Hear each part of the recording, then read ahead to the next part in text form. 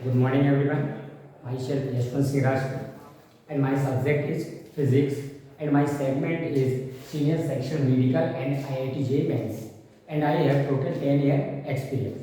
Okay, shall we start? So my topic is electrostatics. Clear? तो देखिए अगर हम electrostatics की बात करें तो there are two parts of electrostatics. First one is electrostatic first and second is electrostatic second. अगर हम इलेक्ट्रोस्टैटिक्स की बात करें तो इलेक्ट्रोस्टैटिक सिंपली क्या होता है? Electrostatic is simply basic study of charge. हम 12th क्लास में जो वॉल्यूम फर्स्ट है, इस वॉल्यूम फर्स्ट में जितनी भी स्टडी पढ़ी है that is total study of charge. Clear है? तो अगर हम चार्ज की स्टडी बात करें, अगर डेफिनेशन की बात करें, charge is a property of matter due to which it shows electric effect and as well as magnetic effect. Charge किसी भी मैटर की वो प्रॉपर्टी होती है जिस प्रॉपर्टी की वजह से या तो वो इलेक्ट्रिक इफेक्ट या फिर मैग्नेटिक इफेक्ट को शो कराता है, तो हम उसी प्रॉपर्टी को क्या बोलते हैं? चार्ज। यूनिट ऑफ मेजरमेंट बहुत बेसिक इश्यू है, दैट इज कूलम। ठीक, अगर हम बात करें आखिर ये चार्ज आया कहां से? देखिए हम लोगों ने केमिस्ट्री में एटॉमिक स्ट्रक्चर पढ़ा होगा। सपोज कोई एटम है, एटम में न्यूक्लियस में न्यूट्रॉन एंड प्रोटॉन, एंड इसकी ऑर्बिट एंड सब ऑर्बिट में इलेक्ट्रॉन्स क्या करते हैं? रिवॉल्व। क्लियर? अब हम लोग पढ़ चुके हैं numbers of protons is equal to number of electrons. तो अगर हम बात करें एटम की, तो एटम इलेक्ट्रिकली कैसे है? न्यूट्रल है। क्लियर? अब सपोज हमने सेकेंड न्यूट्रल बॉडी ली, ये भी सेकेंड न्यूट्रल बॉडी है, इस पर भी यहाँ पर टोटल चार्ज कितना है? 0। इस पर भी टोटल चार्ज 0। सपोज मैंने इससे 100 इलेक्ट्रॉन उधार ले लिए और इस इलेक्ट्रॉन को इस बॉडी को प्रोवाइड करा। क्लियर? तो अब इस बॉडी पर चार्ज आ जाएगा +100 E और इस बॉडी पर चार्ज आ जाएगा -100 E। क्लियर है? जिस बॉडी ने डोनेट किए उस पर पॉजिटिव चार्ज और जिस बॉडी ने यहाँ पर गेन किए उस पर कितना आ जाएगा? Negative charge. तो हम ये भी बोल सकते हैं, बेसिकली हम बोल सकते हैं the fundamental value of charge is +-E। Charge की फंडामेंटल वैल्यू क्या है? +-E। अगर हम बात करें चार्ज की कंडीशंस की, basically there are 3 conditions of charge. First condition of charge is rest, second motion, V is constant means acceleration 0, and third is motion condition and V is variable. Clear? अब when charge is in rest condition, ये only सिर्फ और सिर्फ electric effect को show कराएगा। Means ये हमारा कौन सा पोर्शन होगा? Electrostatics first and second. Basically when charge is in moving condition and V is constant, तो उस कंडीशन में ये electric effect plus magnetic effect दोनों को शो कराएगा। ये हमारा कौन सा पोर्शन हो गया? ये पोर्शन हो गया हमारा electromagnetism. And third condition when charge is in moving condition and charge is accelerating, then उस कंडीशन में ये electric effect plus magnetic effect plus surrounding में हीट को भी रेडिएट करेगा। This condition is known as electromagnetic waves, जिनको हम शॉर्ट फॉर्म में क्या बोलते हैं? EM waves। क्लियर है? अब हम बात करें बेसिक प्रॉपर्टीज ऑफ चार्ज, बहुत सिंपल से टॉपिक है। तो अगर हम चार्ज की फर्स्ट प्रॉपर्टी जानते हैं कि charge is of two type, first one is positive, second is negative. Second property होती है like charges are repulse each other and opposite charges are attract each other. Mean ये plus ये minus इन दोनों में दुश्मनी, एंड सिमिलरली प्लस माइनस इन दोनों में प्यार बोल सकते हैं, बिल्कुल ह्यूमन नेचर की तरह। सेकंड प्रॉपर्टी होती है charge is additive in nature. Charge is additive in nature का मीनिंग क्या होगा? देखो चार्ज एक स्केलर क्वांटिटी है।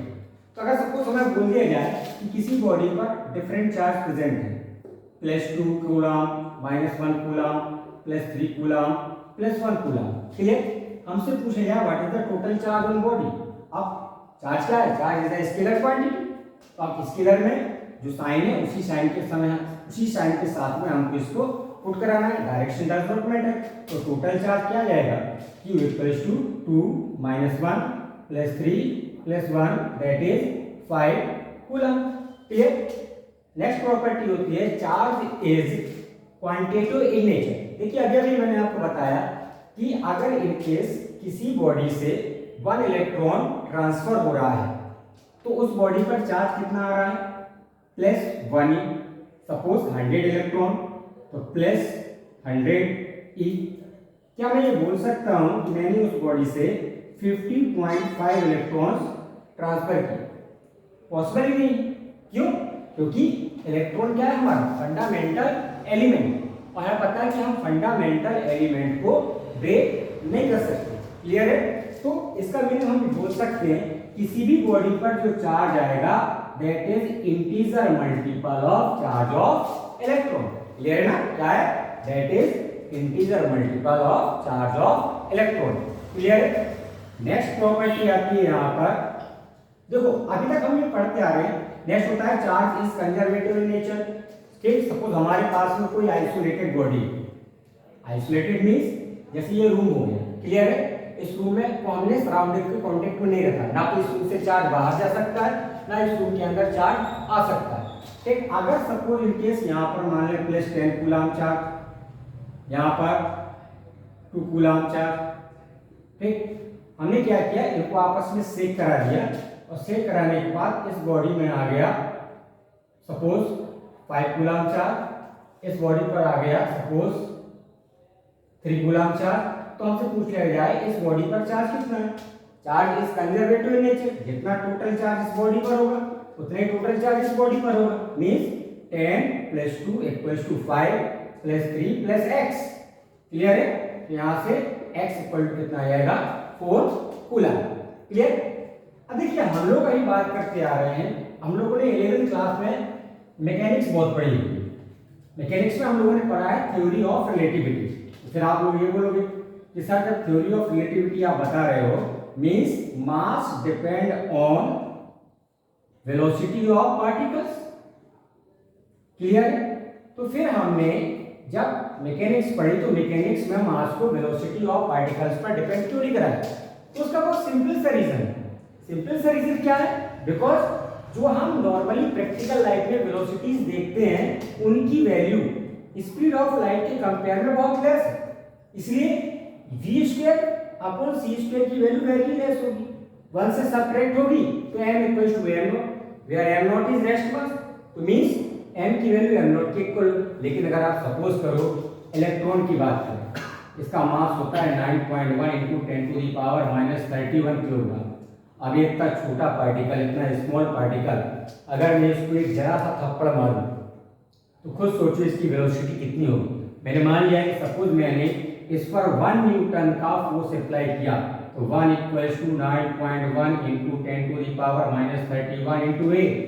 तो a हमारा प्लस की 31 पावर के ऑर्डर में आएगा कि नहीं आएगा, जो कि हमारा कंपेरेबल है स्पीड ऑफ लाइट के लिए। तो उस कंडीशन में अगर हम इलेक्ट्रॉन की बात करें, स्मॉल पार्टिकल्स की बात करें, तो स्मॉल पार्टिकल्स में हम बोल सकते हैं कि हमारा जो मास है वो किस पर डिपेंड करेगा? वेलोसिटी पर डिपेंड करेगा। क्लियर है? नेक्स्ट आता है कूलम्ब्स लॉ। कूलम्ब्स लॉ को समझो। जैसे सपोज करो मेरे पास में Q1 चार्ज है और ये Q2 चार्ज। क्लियर? दोनों चार्ज इसके बीच में फोर्स अप्लाई होगा, दोनों चार्जेस के बीच में फोर्स अप्लाई होगा। क्लियर है? अब ध्यान दीजिए, हमने सपोज कर लिया वो चार्जेस आर पॉजिटिव चार्ज। अब ये चार्ज इस पर इस डायरेक्शन में फोर्स अप्लाई कराएगा। क्लियर? ये चार्ज इस पर इस डायरेक्शन में फोर्स अप्लाई कराएगा। ठीक, ये इसको उधर भेजेगा, ये इसको इधर भेजेगा। ठीक, अब जितने मैग्नीट्यूड से ये इस पर फोर्स अप्लाई कराएगा उतनी मैग्नीट्यूड से Q2 भी Q1 से फोर्स अप्लाई कराएगा। क्लियर? अब उसके बाद अगर मैं इसको पकड़ भी लूं तब भी Q2 इधर भागेगा और Q2 को पकड़ लूं तब भी Q1 इधर भागेगा। क्लियर है? तो उस कंडीशन में मैं क्या बोल सकता हूं कि दोनों इक्वल एंड अपोजिट फोर्सेस हैं। क्लियर? अब सेकेंड थिंग हम ये बोल सकते हैं, हो गया